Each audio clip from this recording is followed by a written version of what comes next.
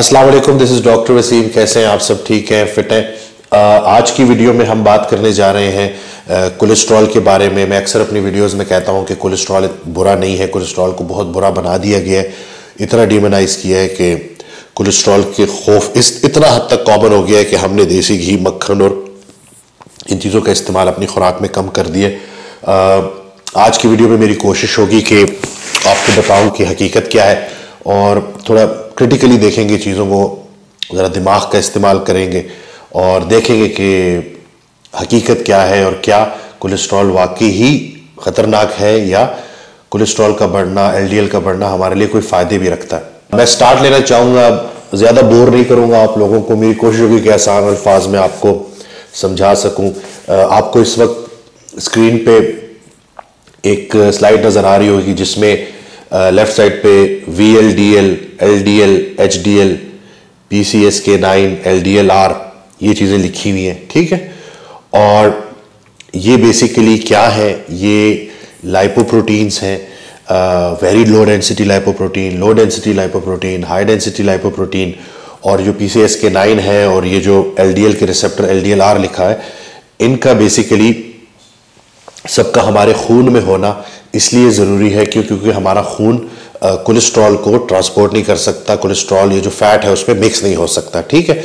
तो इसलिए फैट को खून में सप्लाई करने के लिए अल्लाह ताला ने ये जो लाइपोप्रोटीन्स हैं डिफरेंट फॉर्म की, इसकी कश्तियाँ बनाई हुई हैं, जिनका काम ये है कि इन्होंने जिस्म के कोने कोने तक एनर्जी और कोलेस्ट्रॉल और भी इनके बहुत सारे फंक्शंस हैं, लेकिन मेनली ये जो है कोने कोने तक पहुंचाने हैं। और चूंकि ट्राइग्लिसराइड जो ये पहुंचाते हैं वो तो एनर्जी के तौर पे इस्तेमाल हो जाते हैं, लेकिन इसके अंदर जो कोलेस्ट्रॉल है उसको बॉडी एनर्जी के तौर पे इस्तेमाल नहीं कर सकती। इसलिए दोबारा से जब जिस्म में पहुंचाने के बाद वापस लिवर के जरिए इसको बाइल के जरिए जिस्म से बॉडी ने निकालना होता है क्योंकि इसका बॉडी कुछ कर नहीं सकती। और ये जो सिस्टम है पूरा कोलेस्ट्रॉल को ट्रांसपोर्ट करने का जिस्म के कोने कोने तक, ये अल्लाह ताला ने इतना एफिशिएंट, इतना ज़बरदस्त तरीके से बनाया है कि मतलब कोई भी चीज़ अगर हम आर्टिफिशियली इसको छेड़ने के लिए करेंगे तो ये पूरा का पूरा निज़ाम जो है ये धर्म भरम हो जाएगा और कहीं ऐसा ना हो कि हम फ़ायदे की जगह नुकसान कर लें। तो हम अक्सर सुनते हैं कि LDL, VLDL, ये जो LDL है ख़ास तौर पे ये ख़तरनाक, अगर ये बढ़ जाता है तो आपको एक ख़ास किस्म की दवाई जिसको स्टैटिन कहते हैं कोलेस्ट्रॉल लो करने के लिए, वो भी दी जाती है, जिसके अपने बड़े साइड इफ़ेक्ट्स होते हैं। तो इसमें जो आप देख रहे हैं स्लाइड में कि VLDL, LDL, HDL, PCSK9, LDLR, ये बेसिकली इससे जो अगला वो उसमें आपको नज़र आ रहा है कि ये कौन कौन से फंक्शंस करते हैं। तो अगर हम देखें तो ये जो host defence, LPS binding, quorum sensing, इसको आसान अल्फाज में बोलूंगा कि ये LDL और VLDL का फंक्शन है कि वो इन्फेक्शंस के अगेंस्ट लड़ती है।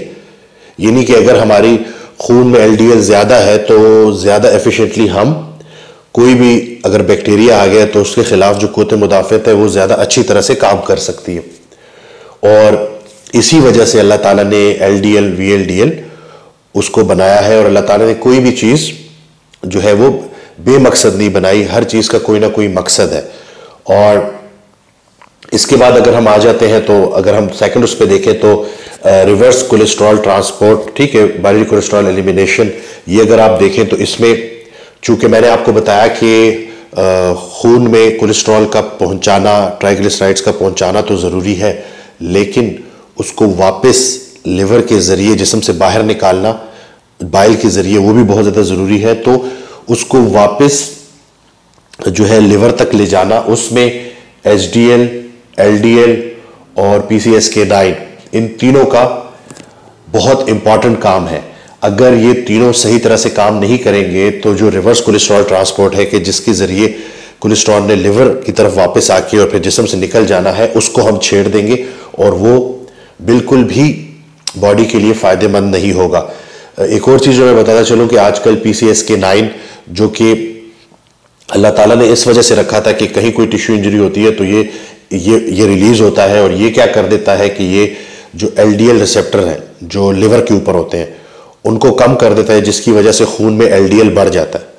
वो LDL इसलिए बढ़ता है कि उसने एनर्जी देनी है और कोलेस्ट्रॉल जो है उस सप्लाई करना है ताकि उस सिचुएशन को स्टेबलाइज किया जा सके। तो यहाँ पे भी हम देखते हैं कि चाहे हम इन्फेक्शन के अगेंस्ट बात करें, होस्ट डिफेंस की बात करें, या हम रिवर्स कोलेस्ट्रॉल ट्रांसपोर्ट की बात करें, और तो उसमें हम देखते हैं कि इन दोनों में जहां HDL, VLDL ये सब रिक्वायर्ड है, तो वहां साथ साथ LDL का होना बहुत ज़्यादा ज़रूरी है।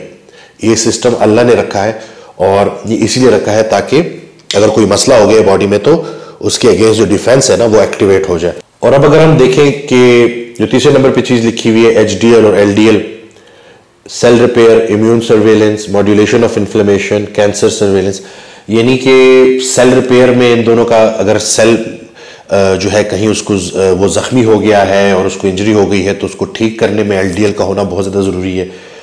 आपकी जो इन्फ्लेमेशन है, जो सोजिश है, उसको कम करने में, उसको कंट्रोल करने में LDL का होना बहुत ज़्यादा ज़रूरी है, क्योंकि वो सिचुएशन को स्टेबलाइज कर रहा है। और कैंसर में भी हमने देखा गया है कि स्टडीज़ अभी ये बताती हैं कि जिन लोगों का LDL कम होता है उनमें कैंसर के चांसेस ज़्यादा होते हैं। तो ये चीज़ भी जो लो डेंसिटी लाइपोप्रोटीन है उसकी फेवर में जाती है।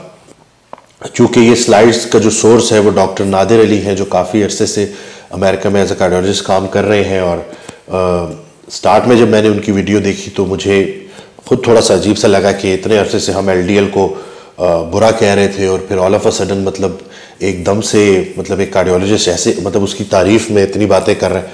लेकिन फिर जब मेरी नज़रों से उनकी वीडियो गुजरी और उसको मैंने देखा तो वो बड़ी कन्विंसिंग बात है कि, और उसमें काफ़ी कन्विंसिंग बातें की उन्होंने और सोचने पे मजबूर कर दिया। और मैं इसी नतीजे पे पहुंचा हूं कि वो ठीक कह रहे हैं, क्योंकि दलाइल से बात कर रहे हैं और साइंटिफिकली चीज़ों को एक्सप्लेन कर रहे हैं, जो कि बिल्कुल ठीक है।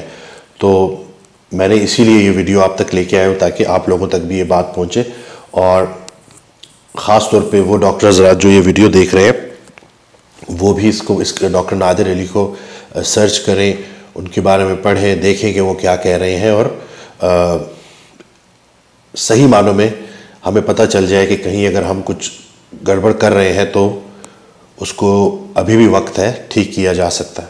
अभी फंक्शंस यहाँ पे ख़त्म नहीं हुए LDL के, और भी बहुत सारे फंक्शंस हैं। इस वक्त जो स्लाइड में आपको नज़र आ रहा है वही जो कश्तियाँ एक तरफ आपको वो नज़र आ रही हैं, VLDL, LDL, HDL, उनका स्ट्रक्चर भी आपको नज़र आ रहा है। और उसके बाद जैसे ही हम आगे देखते हैं तो LDL के साथ जो सिर्फ LDL के जो फंक्शंस है उसमें है कि ये जो इंसुलिन रिसेप्टर है ना, जिसके ज़रिए इंसुलिन ने काम करना होता है और इंसुलिन अपने सारे काम करती है, उस रिसेप्टर की प्रोसेसिंग में LDL चाहिए होता है ताकि वो रिसेप्टर सही तरह से काम कर सके। अगर LDL हम कम कर देंगे आर्टिफिशियली या किसी भी जरिए से, तो ये फ्यूचर में जाके डायबिटीज़ भी कॉज करती है, स्टडीज हमें बता रही है। और वो ये वजह है, इस वजह से ये डायबिटीज़ कॉज करती है कि वो जो रिसेप्टर होता है उसकी प्रोसेसिंग में गड़बड़ कर देती है इंसुलिन की, जिसकी वजह से इंसुलिन सही तरह से काम नहीं कर पाता। तो कोई भी ऐसी चीज़ जो LDL को कम करेगी वो इंसुलिन की जो प्रॉपर फंक्शन है उसको भी छेड़ देगी।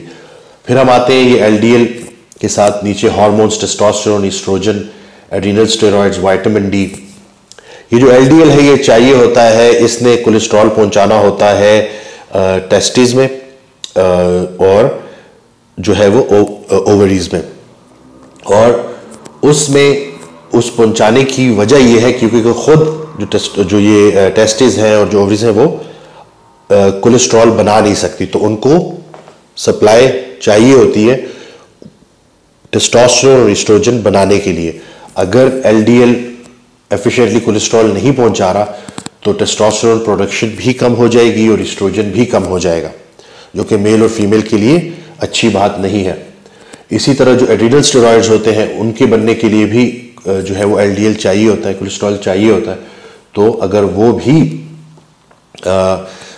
मतलब LDL कम हो जाएगा और कोलेस्ट्रॉल कम हो जाएगा तो वो भी कम हो सकते हैं। इसी तरह विटामिन डी को जिस्म के कोने कोने तक पहुंचाने के लिए LDL चाहिए, उसके बगैर विटामिन डी पहुंचेगा नहीं। तो अगर LDL किसी तरह से कम किया जाएगा तो वो विटामिन डी को भी कम कर देगा।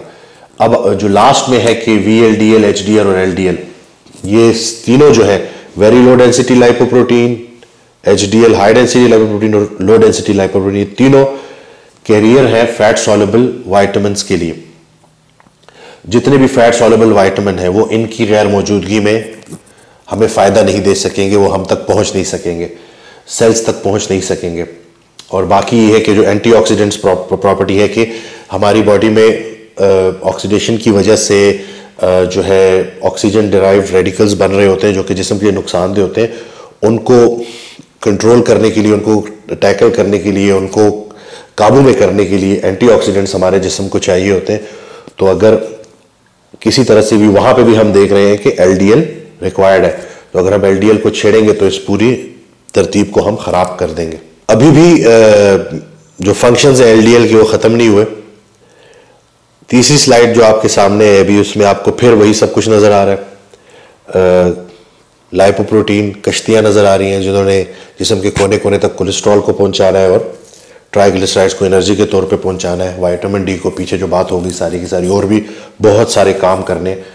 और यहाँ पे अगर हमें नजर आ रहा है तो ये VLDL और LDL very low density lipoprotein में ट्राइग्लिसराइड्स ज्यादा होते हैं, LDL इन्हीं और इनका ही काम है जिस्म में VLDL और LDL का कि ट्राइग्लिसराइड्स को एनर्जी के तौर पे पहुंचाए, सप्लाई करें। हमारा जिस्म एक कार्बोहाइड्रेट को एनर्जी के तौर पे इस्तेमाल करता है और फैट को भी एनर्जी के ट्राइग्लिसराइड्स की फॉर्म में एनर्जी के तौर पे इस्तेमाल करता है।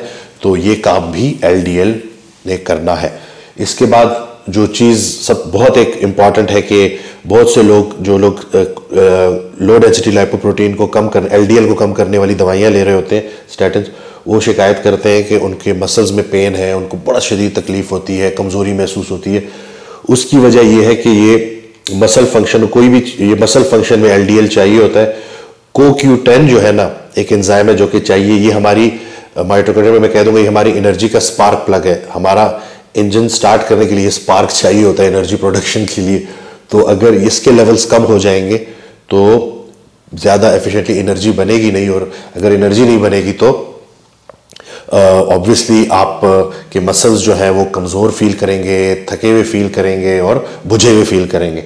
तो इस LDL को कोई भी चीज़ अगर कम करेगी तो वो जो है CoQ10 जो एक एंजाइम है उसके जो लेवल्स हैं उसको क्या कहते हैं अपना कम कर देगी। और अगर वो कम हो गए तो आपके जो मसल्स हैं वो उस तरह से, उसका आपका जो माइटोकॉन्ड्रिया है वो उस तरह से एनर्जी नहीं बना सकेगा। और अगर वो अच्छी तरह से एनर्जी नहीं बना सकेगा तो बिल्कुल इसको अगर हम बोल दें तो ये एक टॉक्सिन, माइटोकॉन्ड्रियल टॉक्सिन का रोल प्ले करता है। ये एक टॉक्सिन है माइटोकॉन्ड्रिया के लिए, और माइटोकॉन्ड्रिया हमारे एनर्जी बनाने का जो है ना वो पावर हाउस है।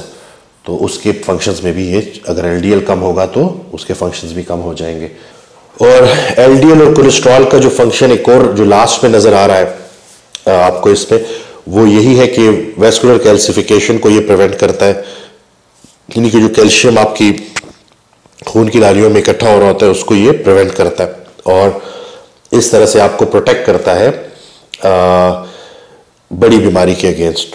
अभी जो आपको ये सारी बातें मैंने बताई और LDL के फंक्शंस बताए और बताया कि स्लाइड्स के ज़रिए, ये स्लाइड्स दोबारा मैं बोल रहा हूँ कि डॉक्टर नादिर अली हैं, उनकी एक वीडियो से हमने ली है। और मकसद सिर्फ ये है कि वो जो बात उन्होंने की, तो मेरी कोशिश है कि वो बात मतलब हमारे पाकिस्तान में भी बहुत सारे लोग हैं जिनको कोलेस्ट्रॉल को लेके वो परेशान है, तो उनको पता चले कि हकीकत क्या है।